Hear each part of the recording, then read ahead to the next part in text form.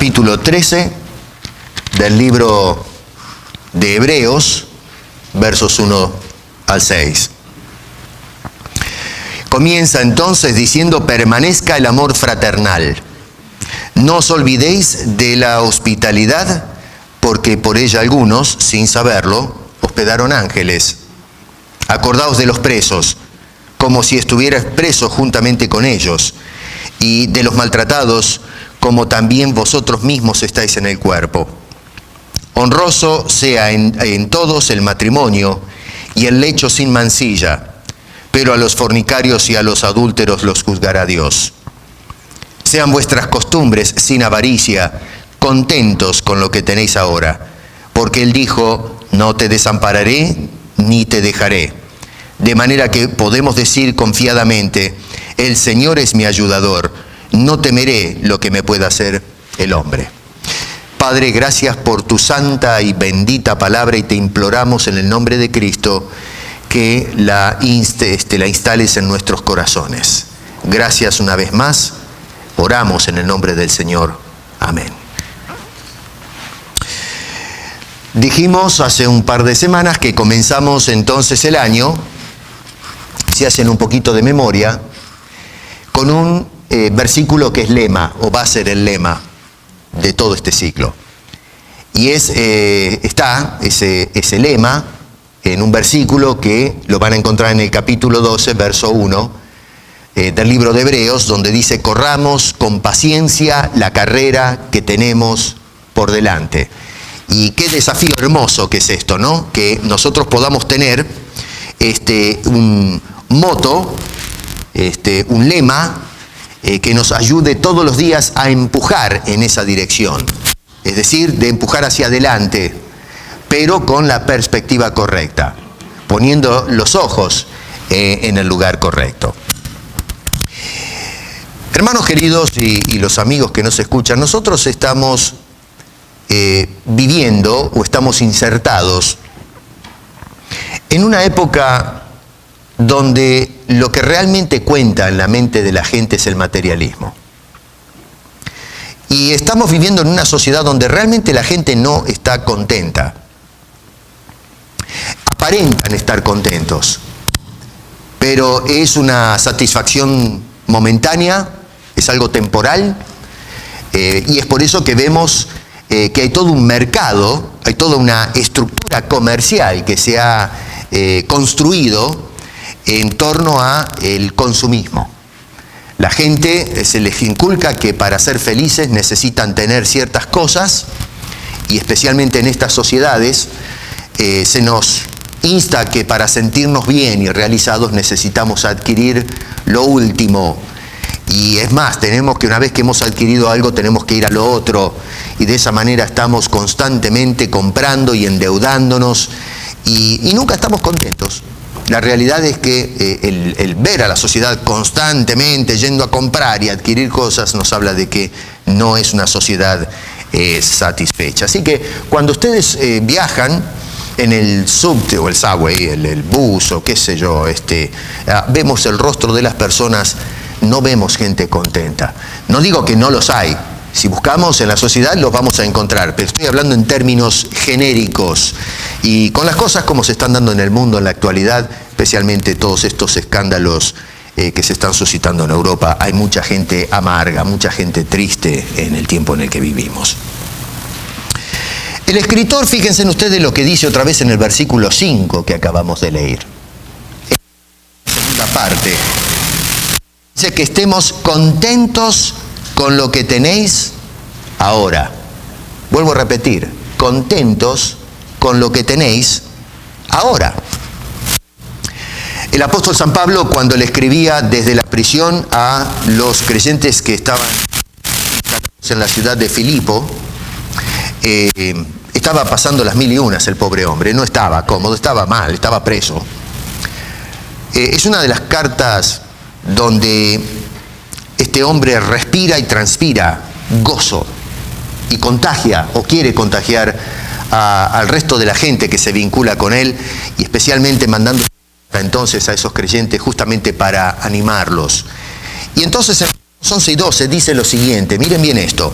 Dice, he aprendido, atenti con eso, he aprendido a contentarme cualquiera que sea mi situación. Noten que Pablo no habla de nos habla, mejor dicho, de un proceso, de un movimiento de cambio. No es que dio vuelta a la moneda y de un día para el otro pasó a ser un hombre que estaba contento con todo. Cuando nosotros nos vamos un poco al libro de los Hechos y encontramos a Pablo teniendo su encuentro con Cristo, toda su vida es revolucionada, y tal es así que produjo tal impacto que tuvo que retirarse por un tiempo para poder poner en orden sus ideas otra vez. Toda su estructura teológica se había derrumbado. Entonces ahora este hombre necesita un tiempo para la reflexión, para el estudio, sin duda la oración quieta en la presencia de Dios. Entonces, fue aprendiendo, ha llegado a aprender entonces a contentarse, no importa las circunstancias por las que estaba pasando. El verso 5 dice, contentos con los que tenemos ahora. Preguntaba, bueno, ¿qué es lo que tenemos? Y entonces hacemos el cómputo. Tengo todas estas cosas, las ponemos arriba de la mesa. Tengo una tremenda esposa, un tremendo esposo, buenos hijos, en fin, tengo un buen trabajo, un buen sueldo, y inmediatamente hacemos la ecuación, hacemos la suma de cosas que tengo en el haber. Pero en realidad, lo que tenemos ahora, y tenemos que meternos un poco debajo de la piel del autor, cuando nos está llamando a estar contentos. Y lo que este Señor nos está tratando de mostrar, y esto para eso tenemos que otra vez remontarnos al contexto. Recuerden que este pasaje no es una isla que está tirado ahí nomás, sino que viene hilvanado a una serie de ideas que viene desarrollando en los capítulos anteriores. O sea que hay verdades que son progresivas en el libro de Hebreos. Y este hombre dice que lo que nosotros tenemos ahora en realidad es a Dios. Estén contentos con lo que tienen ahora. Por eso es que nos venía trayendo del capítulo 11 de Hebreos, donde se nos mostró la vida y acciones de hombres que a través de la historia nos dieron un ejemplo de fe. Y ya lo he dicho en varias ocasiones esto. Usualmente hablamos de los campeones de la fe en el libro de Hebreos, pero yo creo que no está bien interpretar a Hebreos 11 como los campeones de la fe. Hebreos 11 lo que nos está mostrando es quién es el campeón de la fe. Y es Dios. Él es el que produce, Él es el que otorga. Por eso en el capítulo 12 que nos dice que Jesús es el autor y el consumador de la fe. Así que no se trata de los hombres del capítulo 11, sino que se trata del Dios de los hombres del capítulo 11. El capítulo 11 está tratando de mostrarnos cómo Dios operó en el pasado para que nosotros ahora podamos tener fe en ese Dios que fue fiel, que estuvo con esa gente en los momentos difíciles. Hubo momentos tranquilos en la vida de ellos, pero pasaron también momentos muy complicados. ¿Y dónde estuvo Dios? Ahí, al lado de ellos, ayudándolos, llevándolos de la mano, mientras ellos iban corriendo con paciencia la carrera que tenían por delante. Entonces, este Señor lo que nos dice, estén contentos con lo que tienen ahora. Y sí, es cierto, tenían sus cosas materiales, pero eso no es lo importante.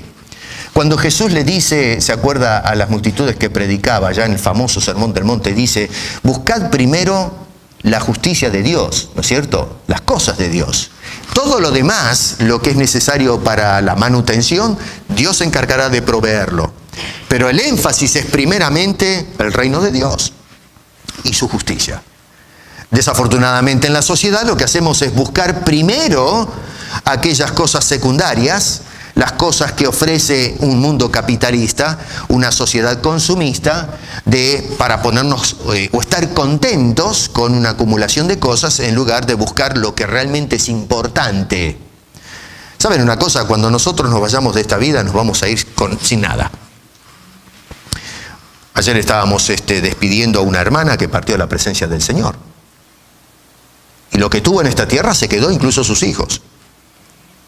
Ella ahora está con el Señor. Como vino al mundo, así se fue del mundo. Y todo lo que nosotros acumulamos se va a quedar en este mundo.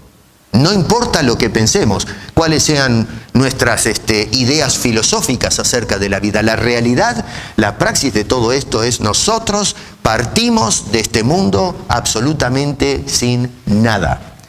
Por eso es entonces que debemos poner la atención a lo que realmente tiene el hombre en última instancia. Y lo único que tiene es a su Dios. Está solo delante de ese Dios. Así que eso es lo que nos muestra entonces el contexto de este precioso pasaje que tenemos por delante de Cristo. Fíjense, por ejemplo, en el versículo 5 del pasaje que estamos leyendo, en la tercera parte: no te dejaré ni te desampararé. Ahí tenemos una evidencia, otra vez, de un contexto inmediato donde se nos muestra que lo que realmente tiene el hombre es al Dios proveedor, al Dios que va a sanar, al Dios que va a otorgar lo necesario, no lo superfluo. Cuidado, hoy se nos está enseñando en los fueros evangélicos que si nosotros oramos, Dios nos va a dar un montón de cosas. No, eso no es lo que enseña la Escritura. La Biblia dice: te voy a dar lo que necesitas. No es asunto de caprichos humanos. Y ahí tenemos entonces la presencia de Dios en la vida de las personas. No te voy a dejar solo, no te voy a desamparar. No quiere decir que no vamos a pasar por problemas, no significa que no vamos a tener escasez. El Señor nunca prometió esas cosas. Jesús dijo: en el mundo tendréis aflicción, pero lo que vamos a tener especialmente es su presencia en medio de todas esas cosas. Pónganse a pensar, ¿un auto nuevo me puede garantizar esto que me oferta el Señor acá? Cuando dice allí: no te desampararé ni te dejaré. Más adelante dice: el Señor es mi ayudador, no temeré lo que me pueda hacer el hombre. ¿Un auto nuevo puede ofrecerme eso? No. ¿Me lo puede ofrecer un trabajo con un buen puesto con dinero? No. O cualquiera de las cosas que promete la sociedad. No, solamente Dios es el que me puede asegurar este tipo de cosas y con garantías. Con garantías. Así que es algo para considerarse seriamente. Y si realmente fuese que la gente, mediante la obtención de estas cosas, puede, obtener este tipo de garantías, entonces cada vez que adquirimos algo estaríamos satisfechos y ya no estaríamos buscando lo otro. Si realmente las cosas satisfacen, cada vez que adquirimos un producto, con eso cerramos la cuenta y no queremos más nada. Estoy contento de haber tenido lo que obtuve. Pero no. Estamos contentos por un tiempo, pero luego salimos a buscar algo más porque nunca satisfacen estas cosas, y especialmente en el tiempo en que vivimos. Yo siempre digo que en las sociedades más antiguas se vivía con más simpleza. A medida que hemos ido avanzando en este mundo, tenemos mayores comodidades, pero nos hemos hecho más egoístas, hay más avaricia, hay una ambición desmedida y fuera de lugar. En otras palabras, perdimos el freno. Andamos desbocados por la vida. Y bueno, así nos está yendo, ¿no? Sale todo mal en este mundo. Y cuando una persona entonces está contenta en la debida forma, debido con Dios, con lo que tiene, con la salvación, toda la gracia de Dios, las promesas que Dios nos ofrece para la vida en el mañana, es que empezamos a amar como corresponde. Comienza a suceder una ordenación de emociones dentro nuestro. Cuando estoy contento con la presencia de Dios en mi vida, empieza a fluir de nosotros el amor. Y por cierto, en el contexto, en estos versículos, de eso es que habla este escritor.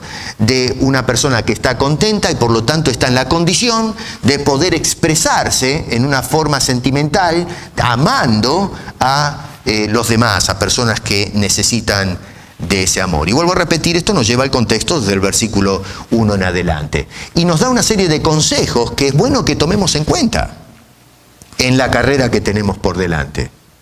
Por lo pronto nos dice, versículo 1, que debemos ejercitar el amor fraternal. Hermosa declaración, breve, pero tiene tanto para decir, hay tanto para extraer de esa sola declaración. Habíamos dicho, ¿se acuerdan que la carrera no es solitaria, no es cierto? ¿Se acuerdan que habíamos indicado que hay otros que van con nosotros?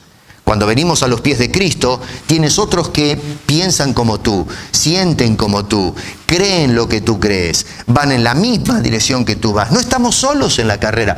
Es cierto que a veces cuando pasamos por problemas nos sentimos desolados, aislados, de repente el mundo se encoge y lo único que vemos es nuestra problemática y se empaña la presencia de otras personas que están con nosotros, pero en realidad el texto nos muestra que estamos allí y otros están corriendo al lado nuestro.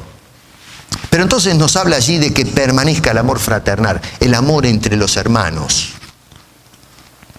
La palabra permanezca es importante.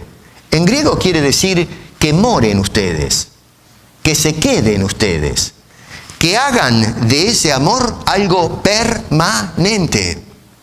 A veces el problema con el trato entre la gente es que ese amor es condicional.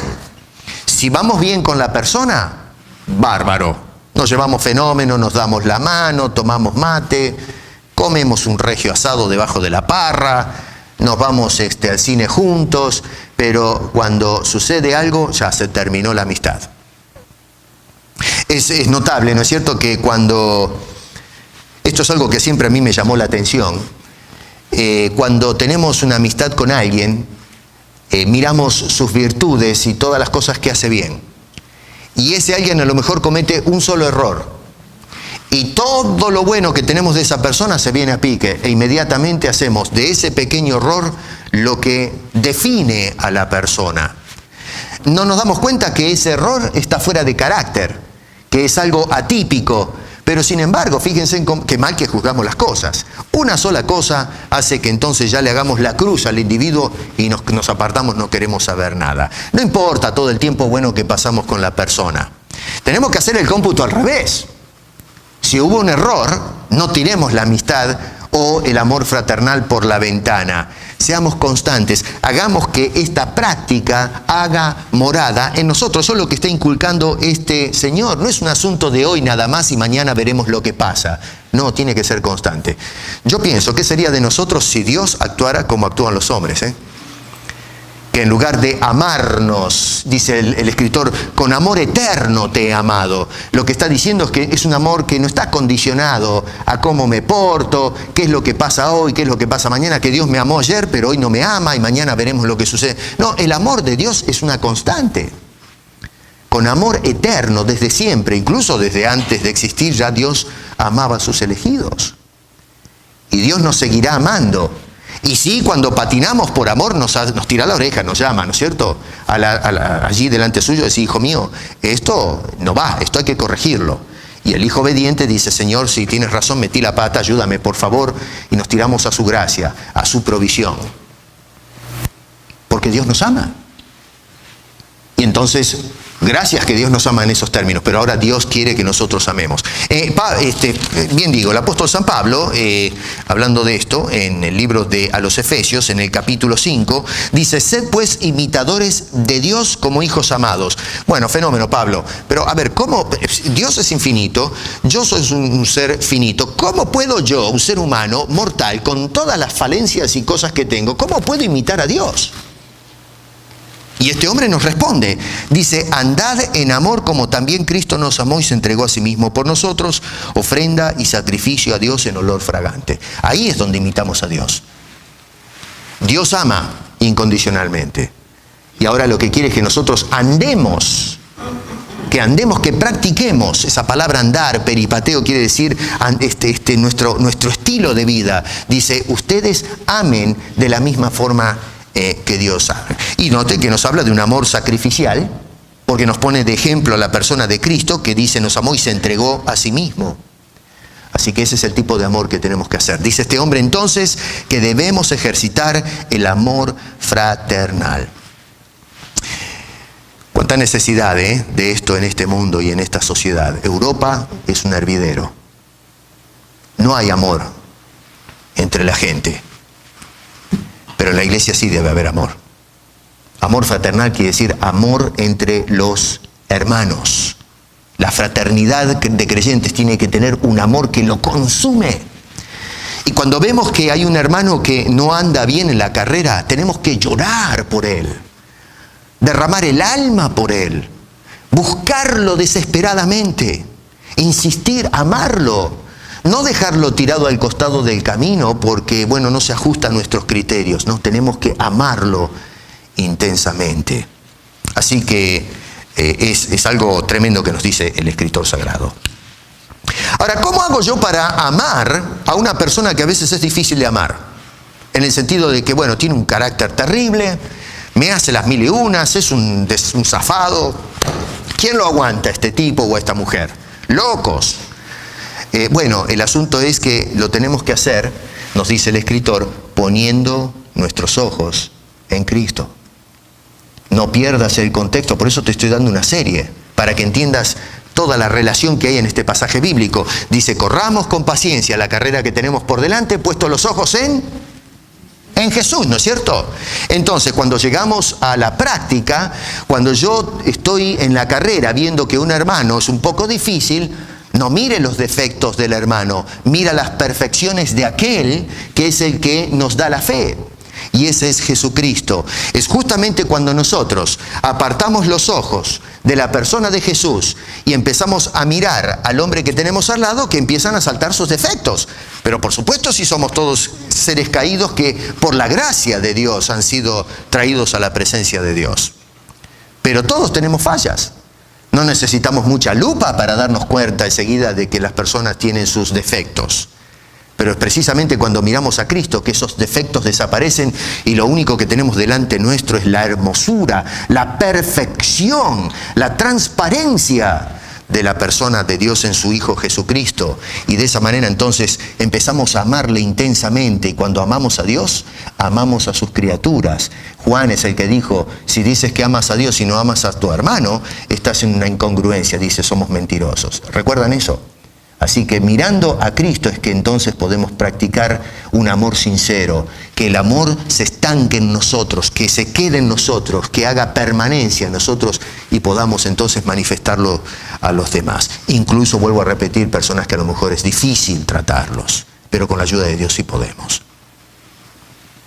Debemos practicar la hospitalidad. Número 2, verso 2. Dice, no os olvidéis de la hospitalidad porque por ella algunos, sin saberlo, hospedaron ángeles. La palabra hospitalidad también es desde el punto de vista, digamos, de la etimología o la raíz de la palabra, está formada por dos términos. Y el significado, la semántica del texto, significa amar al extranjero, amar al extraño. Ahora, ¿por qué hago esta aclaración? Bueno, porque hoy en nuestro idioma español, cuando hablamos de hospitalidad, decimos, bueno, recibir al que viene, ¿no es cierto?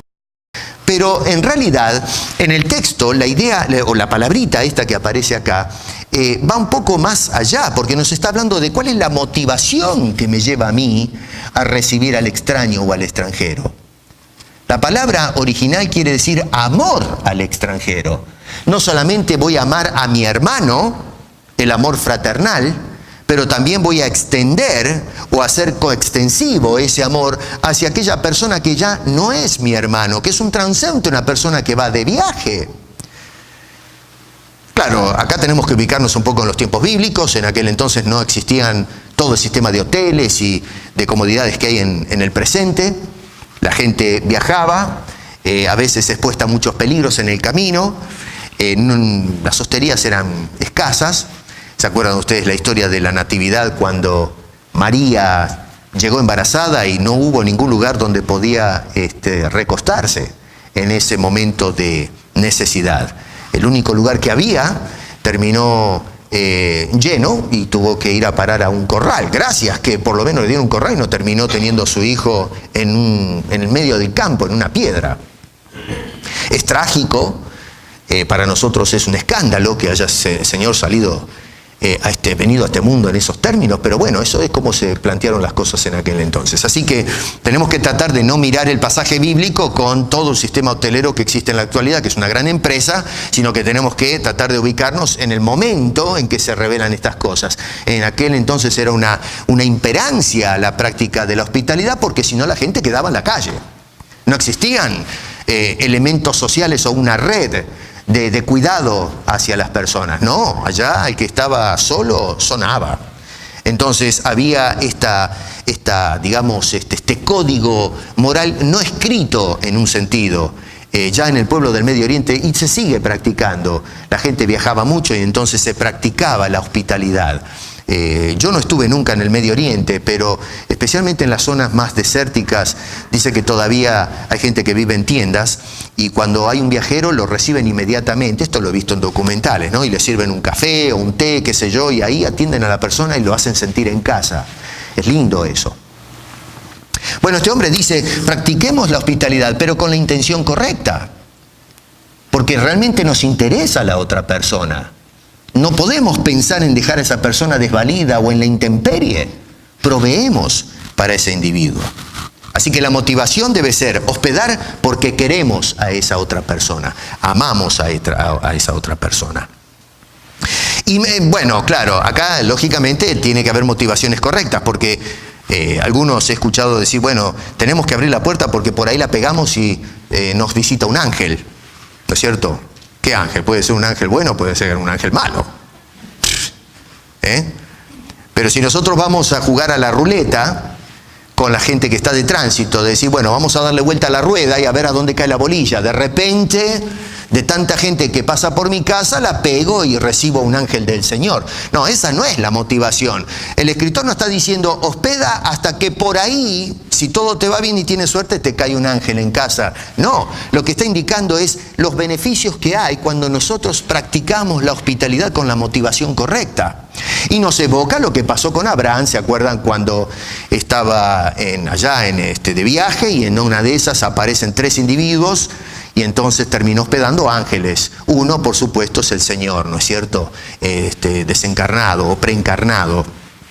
Pero los otros 2 individuos que luego siguieron viaje a Sodoma y Gomorra son los famosos agentes de juicio que arreglaron las cosas en una sociedad corrupta.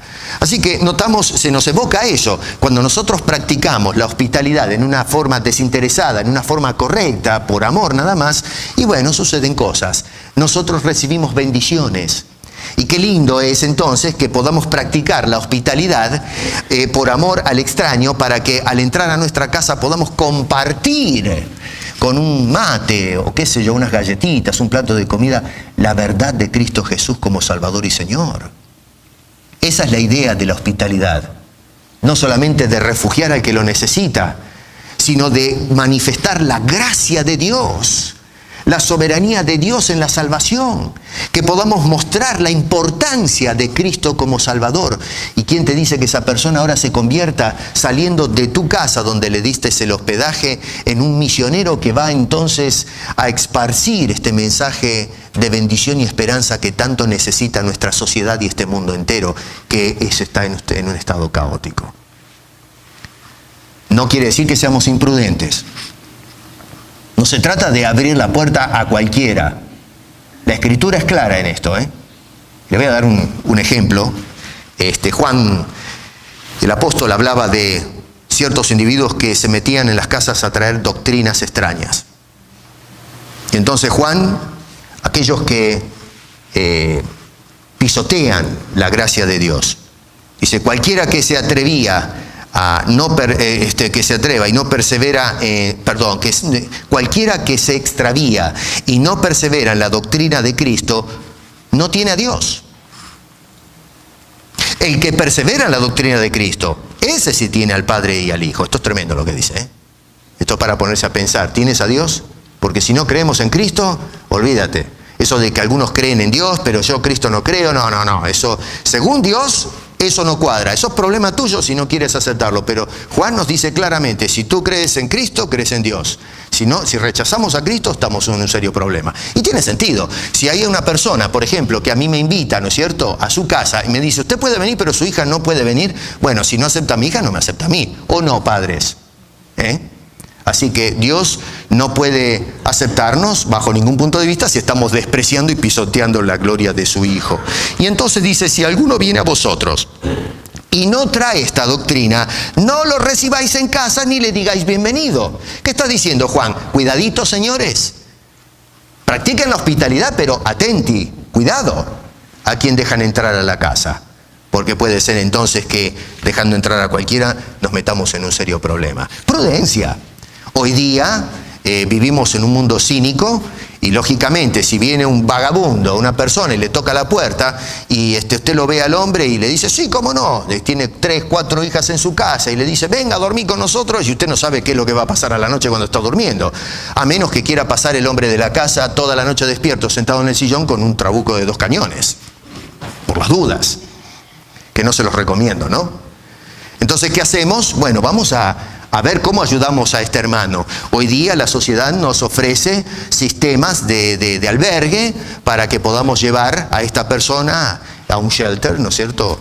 Y pueda tener albergue. O podemos, en última instancia, sacar la tarjeta y pagar, como hizo aquel samaritano que pagó los gastos de una persona en necesidad, que le habían dado una paliza, y entonces lo albergaron, lo cuidaron, pagó la estadía, la comida, los medicamentos, se hizo cargo del asunto, por amor a ese extraño. Bueno, podemos hacer lo mismo. Así que tenemos los medios para continuar esta práctica de la hospitalidad, de darle albergue al viajante, a la persona que está en tránsito. Pero cuidado, no seas imprudente, no pongas en peligro a tu familia por usar en una forma fuera de contexto esta declaración.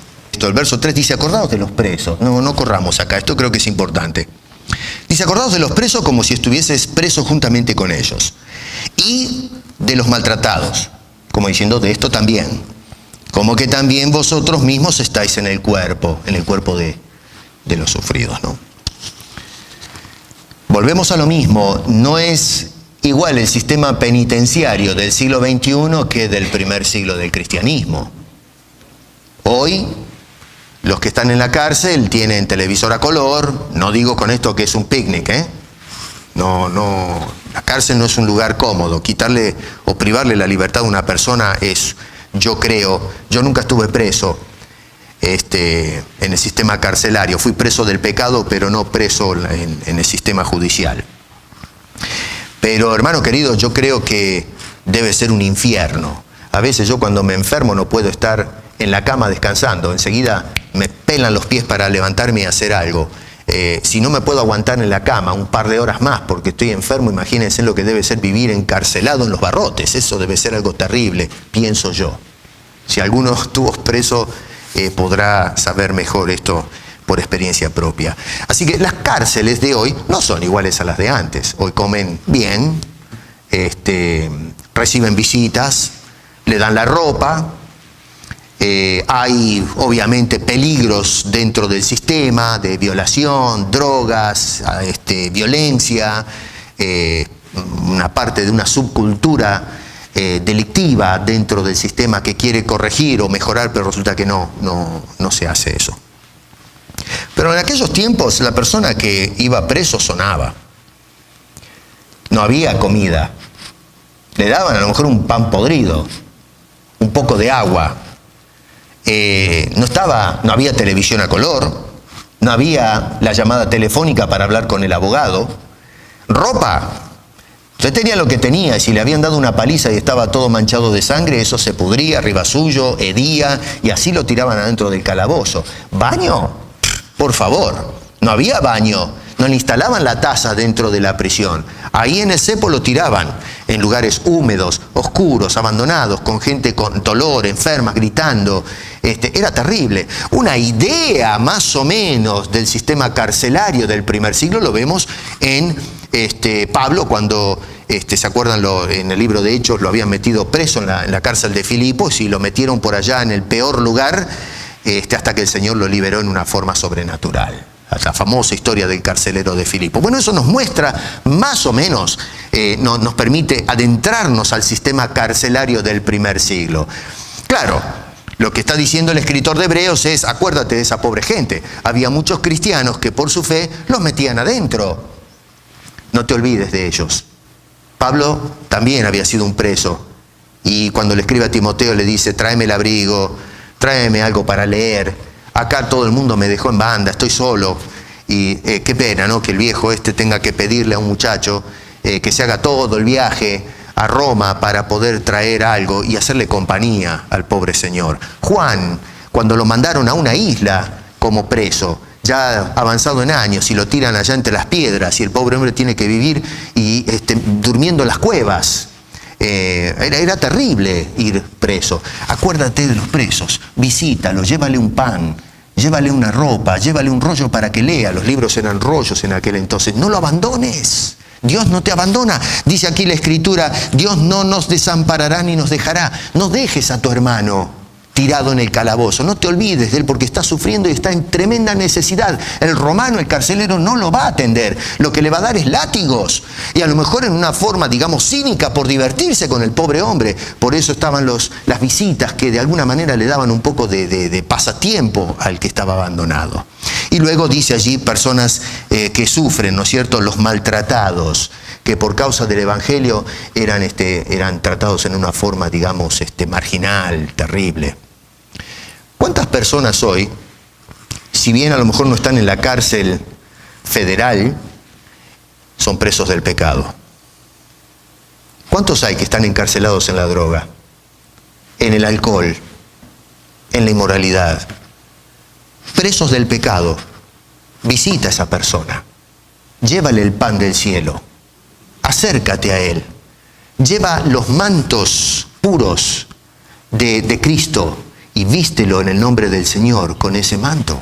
Esto es figurado, lo que estoy diciendo, es Dios el que viste al hombre, al individuo del nuevo hombre. Pero es a través de la compañía y el Evangelio que vamos y llevamos estas prendas lavadas, que su cuerpo sea restaurado, que su vida ahora pueda mirar y correr, aunque esté en una condición miserable, levantarlo de allí y adentrarlo en esta carrera que mira hacia el futuro. Acordaos de los presos y de los maltratados.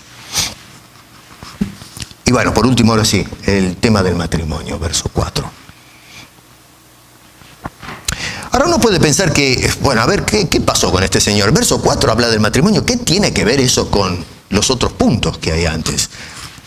El amor fraternal, el tema de la hospitalidad, los presos. ¿Qué tiene que ver el matrimonio si seguimos la línea de razonamiento o el desarrollo?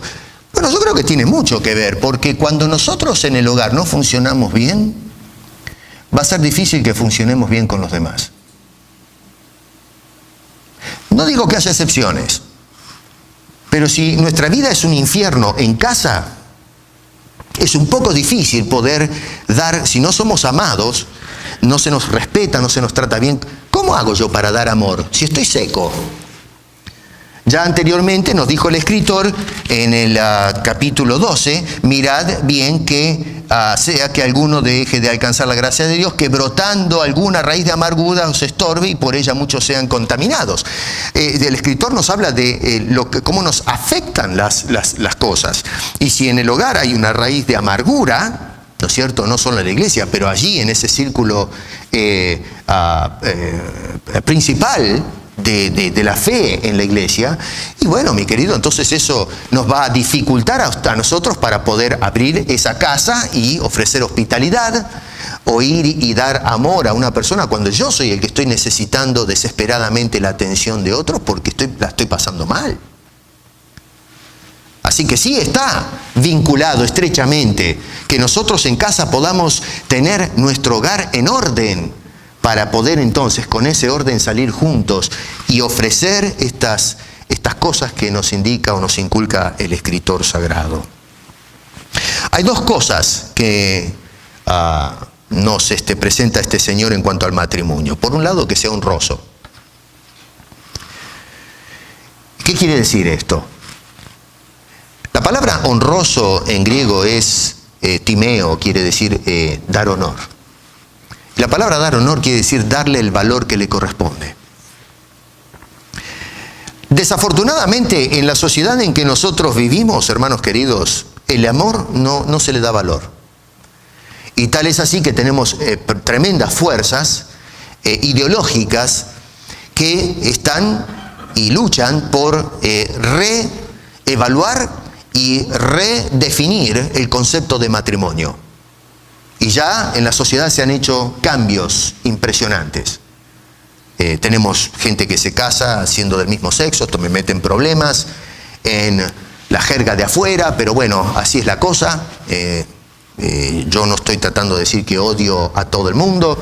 No, es simplemente que la Escritura nos habla de cómo está instituida el matrimonio creado por el Señor, esta institución. Y otras cosas más, y esto es por supuesto que esto va a ser el principio de novedades que vamos a mirar en el futuro.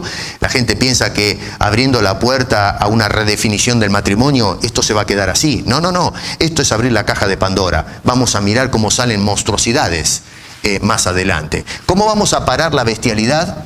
¿Cómo vamos a parar que una persona diga me quiero casar con un animal? Ya hubo casos de personas que hicieron peticiones para casarse con una mascota. Pero claro, si redefinimos el matrimonio, lógicamente eso va levantando vuelo y abriendo la puerta a cualquier otras cosas. ¿Y cómo le decimos a alguien no? Eso es discriminación. Es tema para otro momento.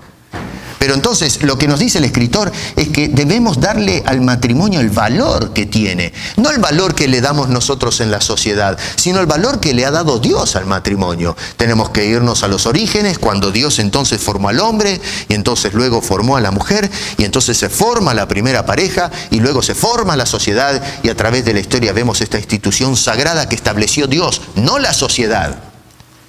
Darle el valor que le da Dios. Desafortunadamente hoy, para muchos, el matrimonio no vale un comino, no tiene importancia. Y yo creo que Dios esto no lo va a dejar pasar por alto. Los que se burlan de una institución establecida por Dios, se la van a tener que ver con Dios. Pasa lo mismo con la iglesia. En Corintios, Pablo le dice a la gente de Corintios, cuidadito cómo tratan la iglesia. Cualquiera que destruye la iglesia, Dios le destruirá a él. Es una institución, la iglesia, establecida por Dios en los méritos de Cristo. Y quien pisotee la iglesia, no tome las cosas de Dios, las cosas de la iglesia, y haga daño en la iglesia, esa persona se la está viendo con Dios, no con la iglesia. Es una institución sagrada. Y el matrimonio es un conglomerado de familias, de matrimonios, que redimidos en Cristo forman la iglesia. Es una familia dentro de la familia. Entonces tenemos que darle el honor que corresponde. Cuando nosotros valoramos el matrimonio, los maridos tratan con valor a la esposa. Y ustedes, esposas, cuando valoran el matrimonio, respetan y valoran a su marido. Usted no tiene una esposa y un esposo. Usted tiene un hermano en Cristo que es su esposa y su esposo. Y cuando nosotros le hacemos daño a un hijo de Dios o a una hija de Dios, nos estamos metiendo con Dios mismo. Cuando hacemos eso, no estamos valorando al Dios de esa persona, no estoy valorando a mi Dios y la institución que Dios celebró, que Dios formó, que es el matrimonio. Y en segundo lugar, que sea sin mácula. Otra vez, tenemos que tener cuidado de no... Cuando dice allí, por ejemplo, el hecho sin mancilla, pero a los fornicarios y a los adúlteros juzgará Dios. Acá tenemos que pensar un poquito cómo funcionaban las cosas en el primer siglo, ¿no es cierto? Porque otra vez, la tendencia es de agarrar toda la inmoralidad sexual del siglo XXI y llevarla al primer siglo.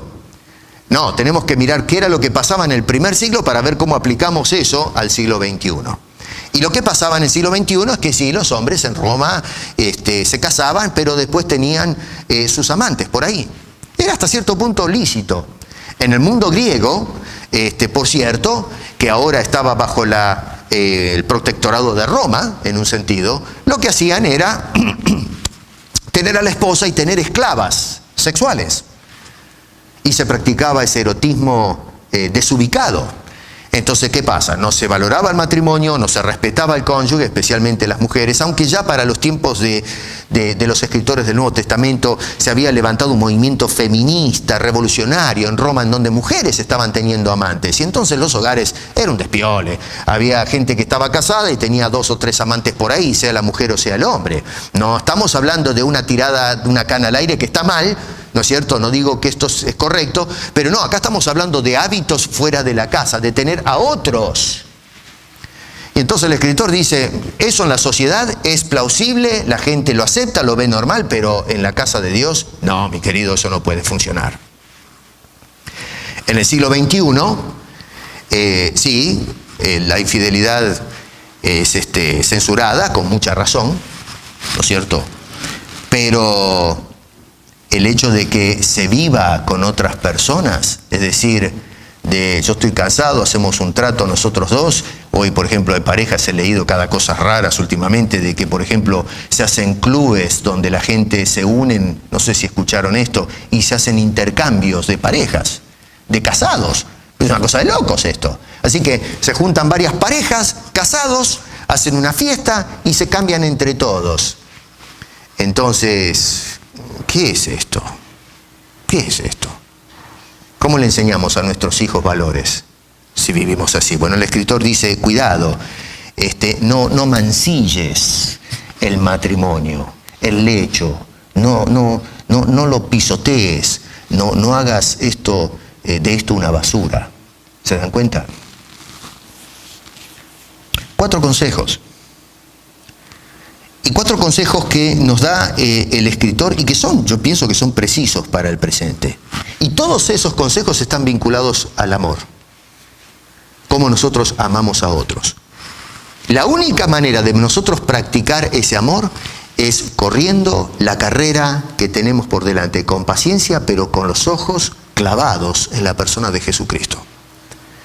Es cuando nosotros dejamos de mirar a Jesús, el autor y consumador de nuestra fe, que nos asiste en esa carrera, que empezamos entonces a hacer desatinos en estas áreas. Y empezamos a mirar los defectos de las otras personas, lo que nos molesta de la otra persona.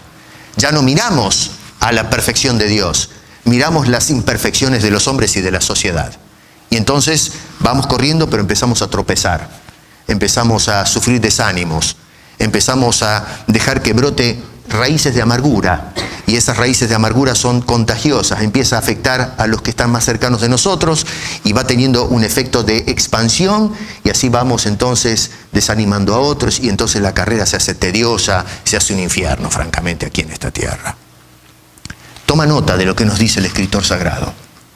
Dice que estemos contentos con lo que tenemos ahora.